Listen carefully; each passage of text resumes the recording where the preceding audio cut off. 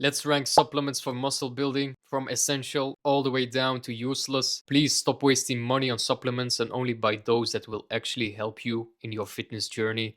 Let's go. First supplement in the list, creatine, pretty much the goat of muscle building supplements. It's one of the most researched, safest, and most effective ways to boost strength, power, and overall performance in the gym. So creatine actually works by boosting the quick energy ATP your muscles use during heavy lifts, and it also pulls extra water into your muscles, making them look fuller and helping them perform better. Please just keep in mind it's something you have to take consistently. Creatine works best when you use it daily. For real progress, honestly, this is one of the easiest things you can add. It's cheap, simple to take. I see no reason not to include this, so creatine straight into essential. Next supplement, pre-workout. This is basically a mix of strong stimulants, the main one being caffeine, that gives you quick energy, focus, and a pump. Feeling more energized can definitely help you train harder and build more muscles, but it's not something you can depend on long term. Your body actually gets used to caffeine quickly, so the effects do not last unless you keep increasing the dose, which is why it lands in the mid tier. It's helpful on low energy days, but it can also cause a crash or eventually stop working. Also, a lot of beginners end up taking way too much caffeine instead of learning to trust their own training routine. Next, BCAA, branched chain amino acid, very useless. If you have enough protein during your day, you'll get enough essential amino acids. Do not buy this, do not waste your money on this. Next in the list, ashwagandha. This is known for boosting testosterone. It also reduces cortisol. If you think about it, both testosterone and cortisol are made up from cholesterol. If you decrease the amount of cortisol, you free up cholesterol to produce testosterone. So for people who are stressed all of the time or have a bit of anxiety, this might be beneficial. Just know that if you take pretty high doses, you will become somewhat nonchalant and basically have no emotion. As for muscle building, the increase in testosterone is very mild and will not have any anabolic response whatsoever. Ashwagandha goes into mid tier. Electrolytes aren't going to make your muscles grow faster on their own, but they help keep your body functioning properly during intense workouts. They actually replace the salts and minerals you lose through sweat, which can help prevent cramps, fatigue, and dehydration. So they are only useful if you sweat a lot or train in the heat, helps you stay hydrated and maintain performance. But assuming that most people are already eating well and drinking enough water, you might not notice much difference. Not everybody needs them, so they are not essential. Go straight into the mid tier. Next is vitamin D.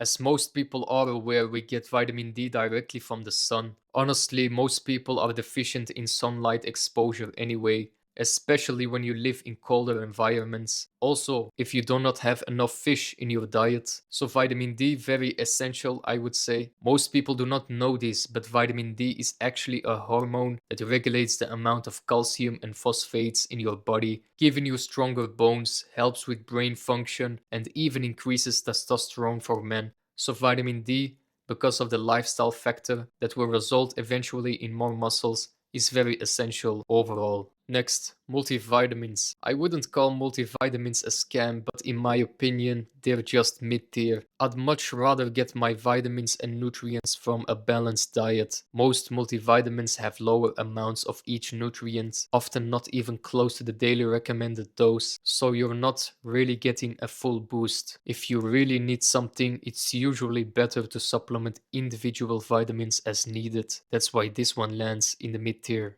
Next in the list, Tongkat Ali. This is a herb that is mainly used by men with lower testosterone. It does actually help by reducing SHBG, so in terms of muscle growth, just like ashwagandha, you will not really notice any difference. The only difference you will notice is in your libido. Glutamine. Glutamine gets a lot of hype, but for most people it doesn't do much for muscle growth or recovery. So glutamine is an amino acid and your body already makes plenty of it naturally, and studies show that extra supplementation usually doesn't have any anabolic effects. So glutamine goes to mid tier.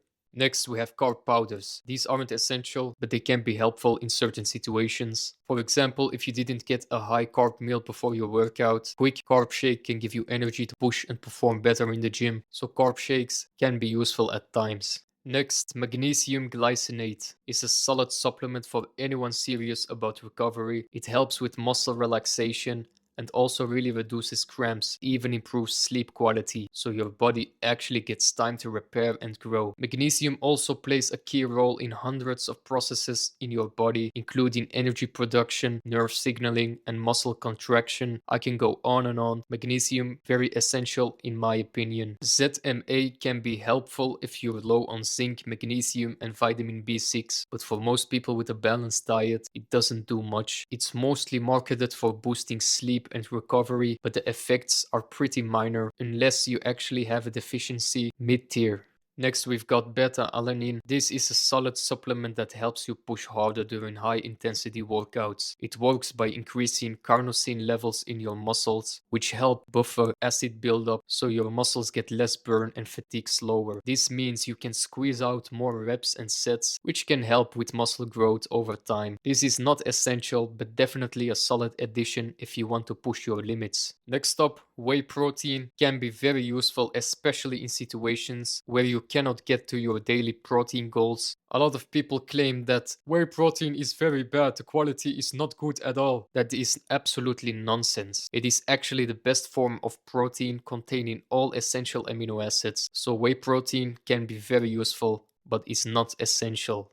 Next supplement, collagen. Great for your skin, nails, and hair, but no direct muscle building effects. Pretty useless. Next supplement, omega-3 fish oils. You can get these from a fatty fish diet or supplement them. Omega-3 is great for your heart, brain function, and also has anti-inflammatory effects. It's not that most people are deficient, like vitamin D for example, so for muscle building, seeing it as an indirect aid, very useful. Last supplement on the list, L-carnitine, is mostly known for helping with fat metabolism. It helps transport fatty acids into your cell's mitochondria so they can be used for energy. By improving fat utilization, it can help you maintain a leaner body, which makes your muscles look more defined, but not really great for muscle building. So L-carnitine, mid-tier. So this is the complete tier list. Do you agree or disagree? Let me know down below. What would you change? So now you know where not to spend your money in. I hope this helps. Like, subscribe for more content, and see you in the next video.